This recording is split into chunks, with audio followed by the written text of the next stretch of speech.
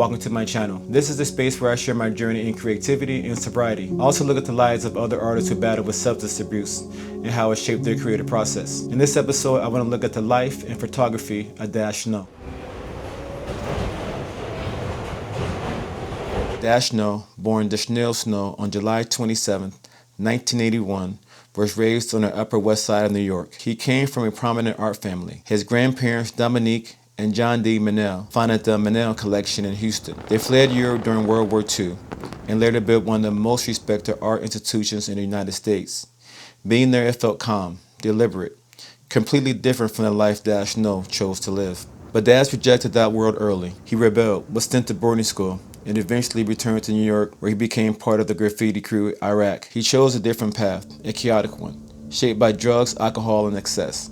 And he documented it all, unfiltered, turning his life into his work. Dash No wasn't just a photographer. He worked across collages, film, sculpture, zines. But more than anything, he understood presence. He became known not just for what he made, but for how he lived. In 2007, he was featured in a New York Magazine article that brought him into the spotlight. His work had no boundaries, and that what made it powerful, but also what began to destroy him. He was known for his graffiti and for his raw portraits, capturing himself and his crew in the same chaotic world. Like Dash, I pushed against my upbringing. I was born the son of a pastor. Instead of following the path of religion that was laid out for me, I decided to run the streets and chase different highs. I found myself in dark apartments, surrounded by the wrong crowds. I had a friend who made music, so every day we would meet up. He would write songs, and at the time, I would write screenplays. There was always creatives around, people with ideas. No matter how good the ideas were, we weren't pursuing them the way we should have, because we're being led by our addiction and not by the desire to create. Being under the influence can create a false sense of inspiration and motivation, a flame that burns fast and dies just as quickly. I lost friends to overdoses, even a girlfriend I was using with. I kept a camera on me, documenting parts of that life at times, but not like Dash.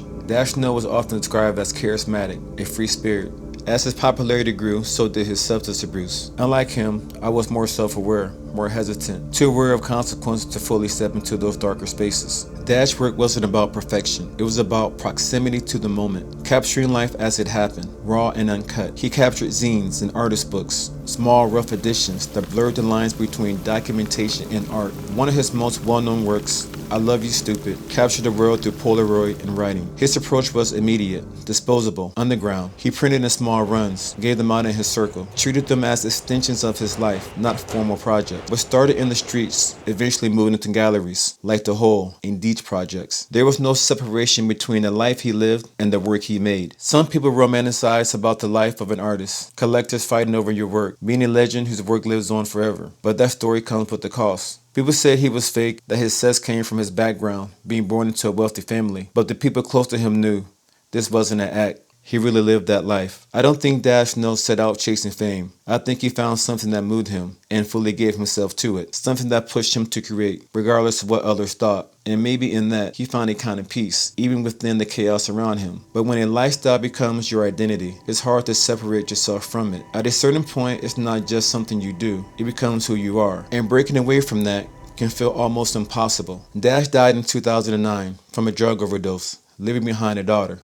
Being a successful artist requires discipline. Dash reached a level of success most of us can only dream of. Books, galleries, recognition, and his work will live on for generations. So I do believe creativity comes from experience, but you don't have to destroy yourself to get it. I admire Dash's courage, embracing the grit and rawness of his environment, the I don't give a fuck attitude, ignoring the voices and opinions of those around him. Growing up in the 90s, looking at his images, you can definitely feel the grit and rawness of that time, and that's something I respect. His work tells a story, one that feels different from what we're used to seeing today on Instagram, YouTube, and social media. It's something that I try to bring into my workflow, freedom to create without hesitation. There's a lot to be learned from Dash's life and creative work. Until next time, keep creating, stay focused.